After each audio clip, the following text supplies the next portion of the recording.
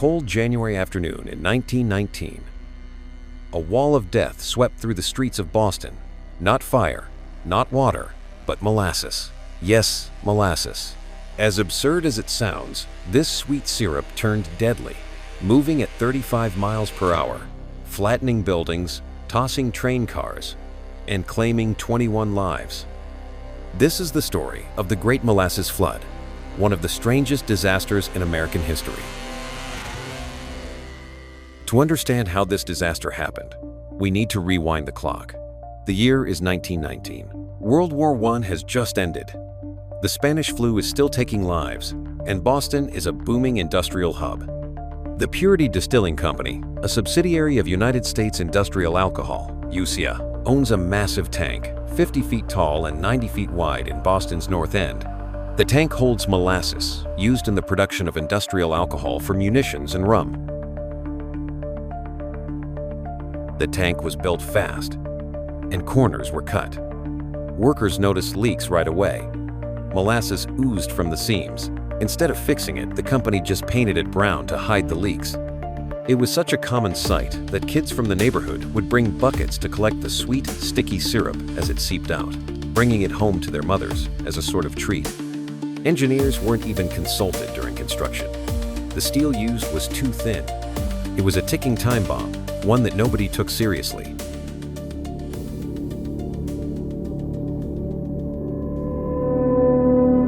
It was just after noon when the tank gave out. With a roar like thunder, over 2.3 million gallons of molasses exploded from the tank.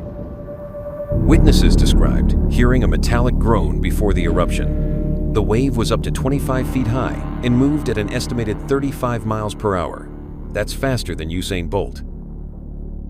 Buildings were ripped from their foundations. A nearby firehouse was knocked off its supports. Horses drowned in the sticky flood. A freight car was thrown off its tracks.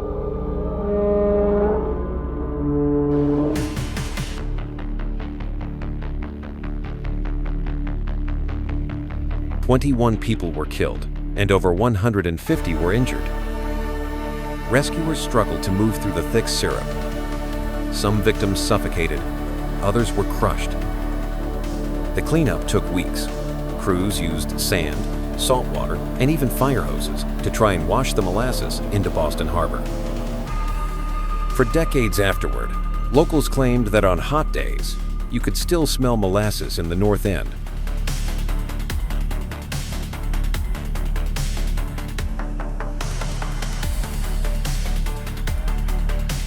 A class action lawsuit followed, the largest in Massachusetts at the time. USIA tried to blame anarchists, saying the tank was bombed. But the evidence told a different story. After years of hearings, the company was found liable. It paid over $600,000 in damages, about $9 million today. This case helped change building safety regulations and set a legal precedent for corporate negligence. The Great Molasses Flood is more than just a bizarre footnote. It changed how cities regulate construction, how corporations are held accountable, and how the public perceives industrial risks. Today, you'll find a small plaque near the site, but few locals know the full story behind it.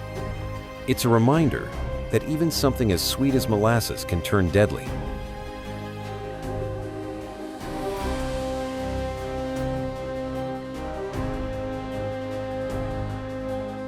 The Great Molasses Flood of 1919 remains one of the most surreal disasters in American history.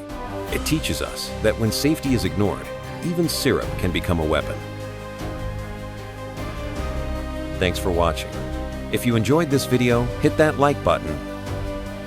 Subscribe for more stories from history's weirdest corners, and let us know in the comments, what disaster should we cover next?